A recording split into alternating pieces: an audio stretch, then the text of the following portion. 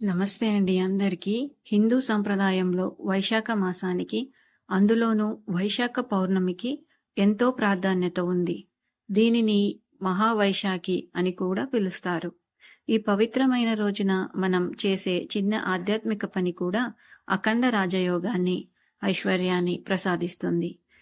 ఈరోజు అసలు ఏం చెయ్యాలి, ఎలాంటి దానాలు ఇవ్వాలి అనే పూర్తి వివరాలు ఇప్పుడు తెలుసుకుందాం. ఈ పౌర్ణమికి మరో విశిష్టత ఉంది. కూర్మ జయంతి అని కూడా పిలుస్తారు. వైశాఖ పౌర్ణమి నాడు ఉదయాన్నే ఇంటిని శుభ్రం చేసుకొని స్నానాది కార్యక్రమాలు ముగించుకొని ఈ రోజున లక్ష్మీనారాయణులకు కలిపి పూజించడం వల్ల ఇంట్లో సుఖశాంతులు వెల్లివిరుస్తాయి. ముఖ్యంగా ఇంటిలోని తులసి కోట వద్ద దీపం వెలిగించి ఓం బృందావన్యై నమః అనే మంత్రాన్ని పఠిస్తూ ప్రదక్షిణలు వెయ్యాలి. శ్రీమన్నారాయణుని స్మరిస్తూ ఓం మాధవాయ నమః అనే మంత్రాన్ని వీలైనన్ని ఎక్కువ సార్లు జపించడం, దీనివల్ల ఆర్థిక ఇబ్బందులు తొలగిపోతాయి. వైశాఖ పౌర్ణమికి ఉన్న మరో ప్రత్యేకత కూర్మ జయంతి. విష్ణుమూర్తి తాబేలు రూపంలో అవతరించిన ఈ రోజు సొంతింటి కల నెరవేరాలని కోరుకునేవారు ఈ రోజున ఓం నమో భగవతే కుం కూర్మాయ ధరాధర దురంధరాయ నమః అనే మంత్రాన్ని 21 సార్లు జపించాలి. తాబేలు లోహపుతో చేసిన తాబేలు లేదా తాబేలు బొమ్మ ఏదైనా సరే ఇంటికి తీసుకొని వచ్చి దానికి నీళ్లతో అభిషేకం చేసి తరువాత పసుపు, కుంకుమలు, గంధం, అక్షతలు సమర్పించి ఆ తాబేలుకు ఒక తులసి దళం మరియు పుష్పాలను సమర్పించి ఇంటిలో పూజా మందిరంలో ఉంచి పూజ చేసుకోవాలి. ఆ తాబేలుకు పూజ చేసిన తరువాత దాని సింహద్వారం దగ్గర ఉంచాలి.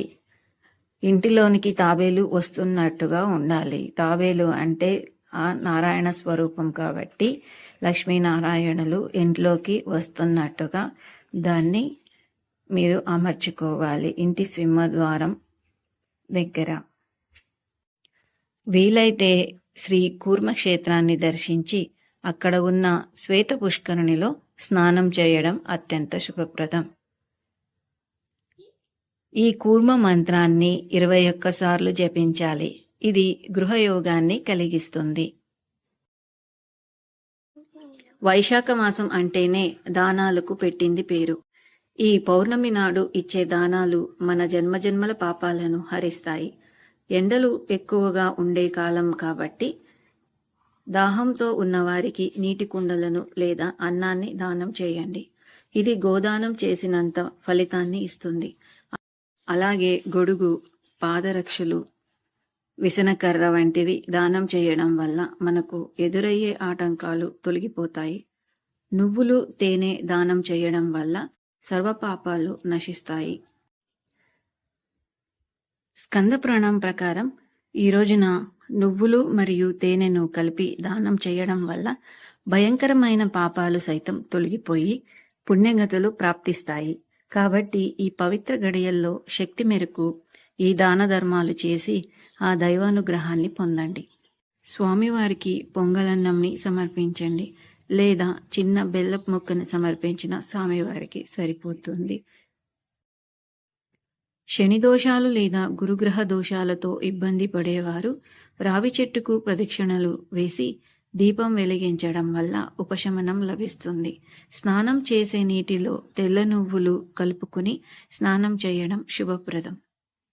ఈ రోజున విష్ణు సహస్రనామం మరియు లక్ష్మీ సహస్రనామం, లలితా సహస్రనామం వీటిని పారాయణం చేసిన విన్న శుభం జరుగుతుంది. ఓం నమో నారాయణాయ, ఓం నమో భగవతే వాసుదేవాయ ఈ మంత్రాల్ని కూడా మీరు స్మరించండి.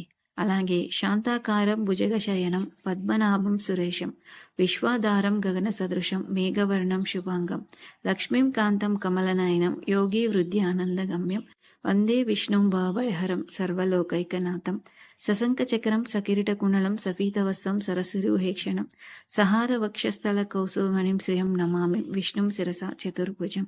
ఇది విష్ణుమూర్తి యొక్క స్తోత్రం. మీకు వీలు కుదిరితే స్త్రీలు ఐశ్వర్యం కోసం ఈరోజు సంపత్ గౌరీ వ్రతం ఆచరించవచ్చు. 5 దారపు పోగులను పసుపు రాసి 5 ముళ్ళు వేసి తోరంగా కట్టుకోవాలి.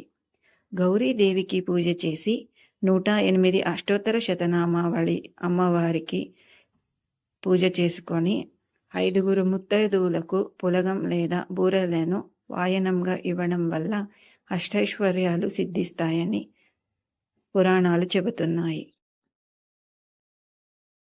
ఈరోజు సాయంత్రం వేళ ఇంటి గుమ్మం దగ్గర మరియు తులసి కోట వద్ద ఆవు నెయ్యితో దీపాలు వెలిగించాలి. చంద్ర దర్శనం. రాత్రి చంద్రుడికి పాలు నీరు కలిపిన అర్ఘ్యం వదలాలి. ఇది మానసిక ఒత్తిడిని తగ్గిస్తుంది. ఈ రోజున మాంసాహారం మద్యం వంటి వాటికి దూరంగా ఉండండి. సాత్విక ఆహారం తీసుకోవడం వల్ల పూజా ఫలితం సంపూర్ణంగా దక్కుతుంది. ఈ వీడియో కనుక మీకు నచ్చినట్లయితే లైక్ చేయండి, షేర్ చేయండి, కమెంట్ చేయండి అండ్ మా ఛానల్ను సబ్స్క్రైబ్ చేసుకోండి. ధన్యవాదాలు.